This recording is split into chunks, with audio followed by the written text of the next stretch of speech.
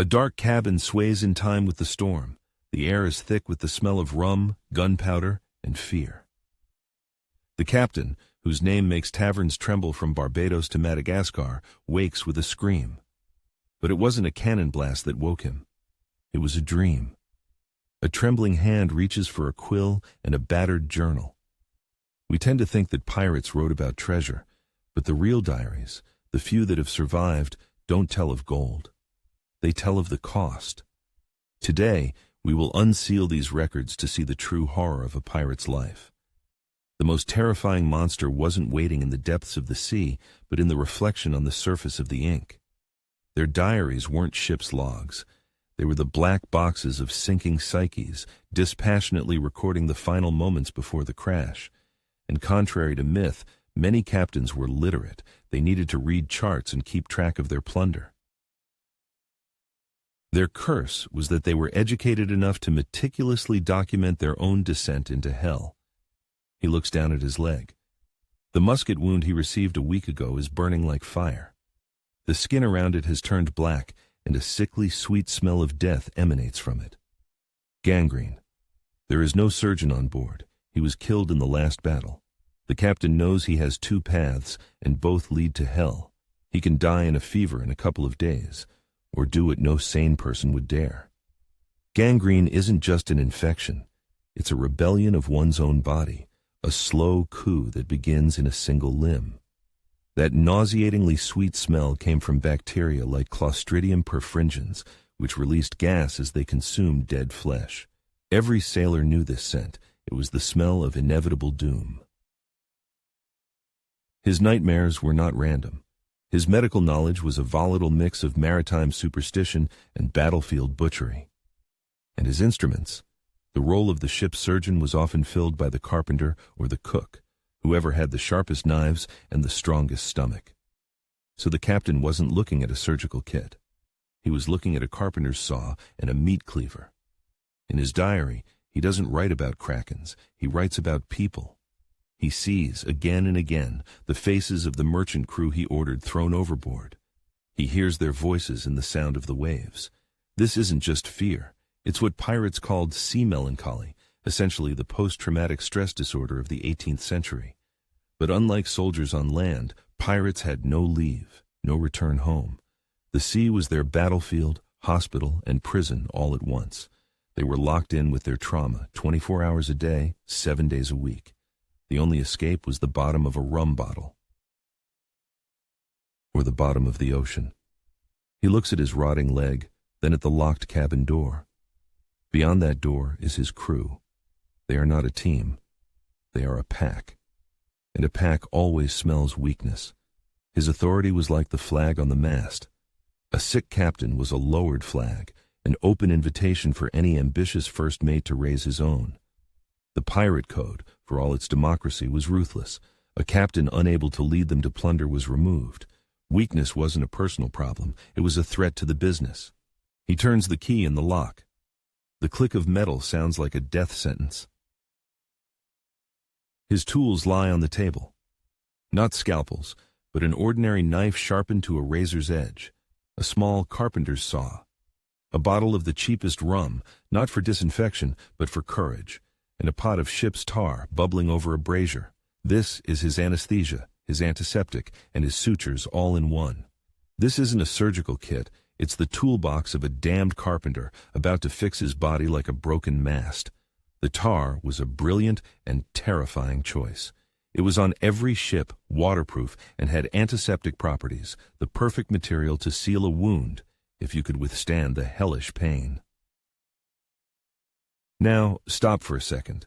Imagine you are in that cabin. You have only these items. No help, no anesthesia.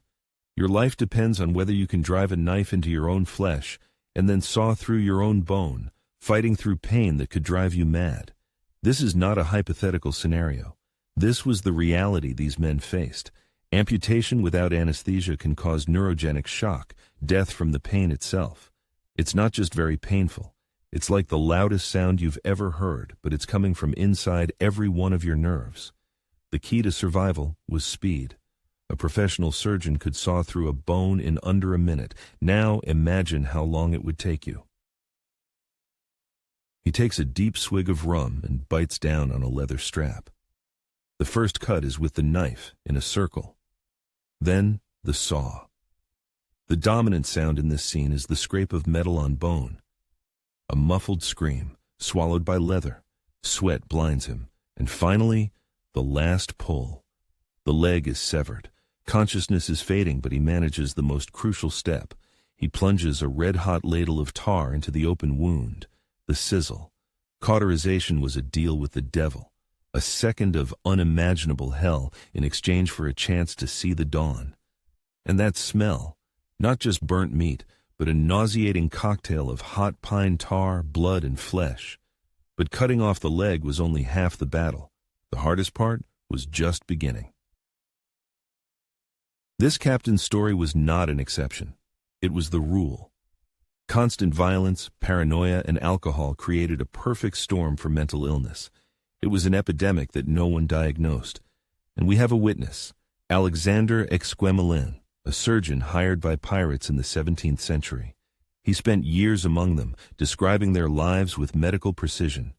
His book, The Buccaneers of America, became a bestseller of its time, a true crime podcast that shaped our image of the pirate. Exquemelin describes the pirate's mind as a prison with 3 cells. In the first were the ghosts of the past, the faces of his victims, returning in nightmares every night. In the second was paranoia, the constant fear that his crew would murder him in his sleep for his share of the loot. And in the third, darkest cell, sat the fear of justice. Pirates were hanged at Execution Dock in London, their bodies left in chains on the shore to be covered by 3 tides as a warning. Legally, they were hostess. Humani generis, enemies of the human race. This meant anyone could kill them without trial. They had no safe harbor in the world. Consider Edward Teach or Blackbeard. His famous fits of rage weren't a tactic. They were symptoms. He would shoot members of his own crew without reason, just to remind them who he was. In the most famous incident, he shot his first mate, Israel Hands, in the knee under the table. Blackbeard wasn't just a captain, he was a performance artist of terror. The lit fuses woven into his beard were merely a visualization of the fire that burned within him. But to the crew, a captain screaming at night wasn't a tragedy. He was a liability. A weak leader meant a lost battle and death for everyone. That's why every pirate ship had a quartermaster, an elected official who represented the crew's interests and could veto the captain's decisions.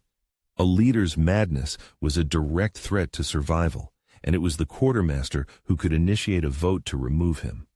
A pirate ship was not a monarchy but a brutal republic, where a leader ruled only as long as he was sound of mind. Amputation was a last resort. For ordinary wounds, the protocol was simpler and more terrifying. The wound would be rinsed with seawater or rum, then packed with gunpowder and lit on fire.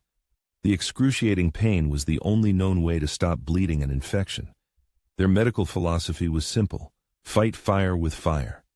This wasn't pirate barbarism. It was standard military practice for centuries. The famous 16th century surgeon Ambroise Paré was one of the first to argue against cauterization, but his voice did not reach the open sea. It was like fixing a watch with a hammer, crude, brutal, but sometimes it worked. In the ship's medicine chest, if one existed, laudanum, an opium tincture, was more valuable than gold. But the most common item was mercury. It was the universal cure for syphilis, which ravaged crews as effectively as cannon fire. They rubbed it on their skin. They even drank it. They didn't know the cure was slowly driving them mad. Mercury destroys the nervous system, causing tremors, tooth loss, memory failure, and severe paranoia. The phrase "mad as a hatter" would emerge later from mercury poisoning among hat makers. Pirates experienced this effect a century earlier. But sometimes, the most disgusting solution proved to be the most effective. Maggots would infest rotting wounds, and pirates noticed with horror that these wounds healed better. They had intuitively stumbled upon the principle of biosurgery. Maggots consume only dead tissue, perfectly cleaning a wound. Today, this is known as maggot therapy and is approved by the FDA in the United States. It was only rediscovered during World War I, when surgeon William Baer observed the same effect on wounded soldiers. These were tiny, repulsive surgeons, working with a precision no human could match. Let's create a credibility scale, or a desperation scale. Self-amputation with a saw, 8 out of 10. There are accounts. Cauterizing with gunpowder, 10 out of 10, a standard practice. Using maggots, 6 out of 10, more likely a random observation than a method. But this shows that their medicine was a mix of brutality, desperation, and accidental genius. Self-amputation seems impossible, but remember the mountaineer Aaron Ralston. In 2003, he cut off his own arm with a dull knife to survive. His story became the film 127 Hours. The will to live drives people to inhuman acts. It's just that for pirates, a 127 hours scenario was not an exception, but routine. Our captain survived, but this is not the end of the story. It's the beginning of a new, even more brutal chapter. A one-legged captain is a slow target in a boarding fight. His authority now rests not on muscle, but on pure terror. He had to become more cunning, more ruthless. The French privateer François Leclerc, nicknamed Peg-Leg, became one of the most feared pirates after losing his limb.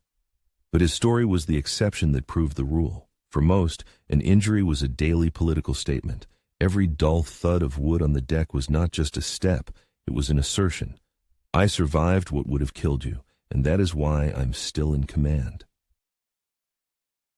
This is how we should view the iconic image of the pirate, the wooden leg, the hook for a hand, the black eye patch. These are not accessories, they are a showcase of endured agony. Each of these items is a scream frozen in wood and metal. The eye patch, by the way, didn't always cover an injury. It was worn so one eye would always be adapted to the dark. When going below deck, a pirate could switch the patch and see immediately. The hook, however, is largely an invention from Peter Pan. It would have been terribly impractical for working with rigging. A simple wooden stump was more likely. Survivors of amputation often suffer from phantom pains, feeling a limb that is long gone. Similarly, pirates, even after seizing treasure, suffered from a phantom hunger for a normal life. Wealth brought them no peace. They continued to plunder because the act of violence itself became the only way to numb this pain. Neuroscientist V.S. Ramachandran proved that phantom pains are real because the body map in the brain remains intact. The pirate's brain worked the same way. His map of a normal life was burned away, but he still craved a peace he could no longer achieve. Their greed wasn't for gold, it was a phantom pain for their lost humanity.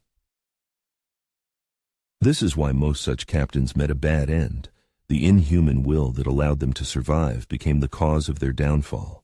Their paranoia grew, they trusted no one, and the crew returned the sentiment.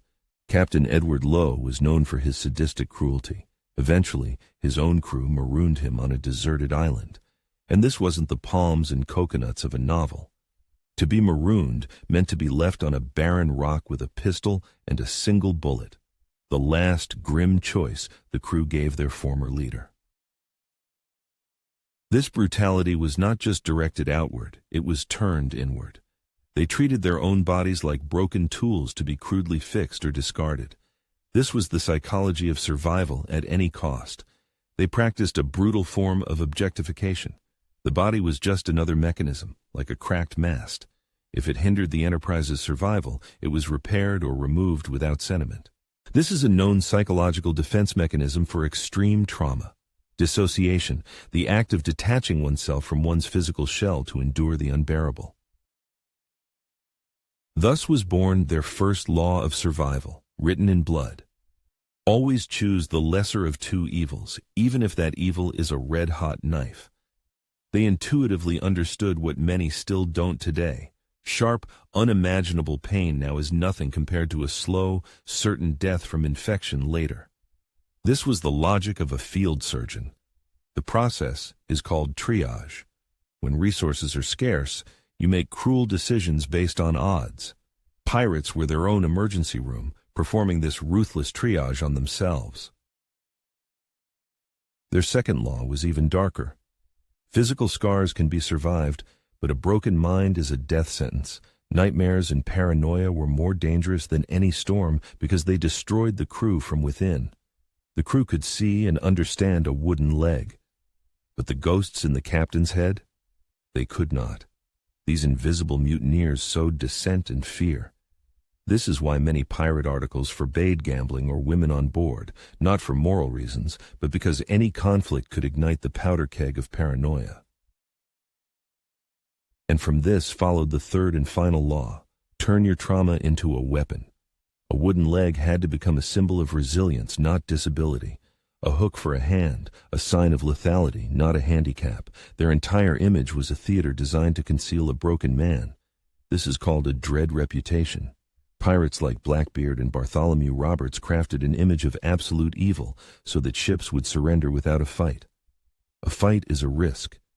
Terror is a business strategy. And the Jolly Roger was not a single standard. Each captain had his own logo of horror.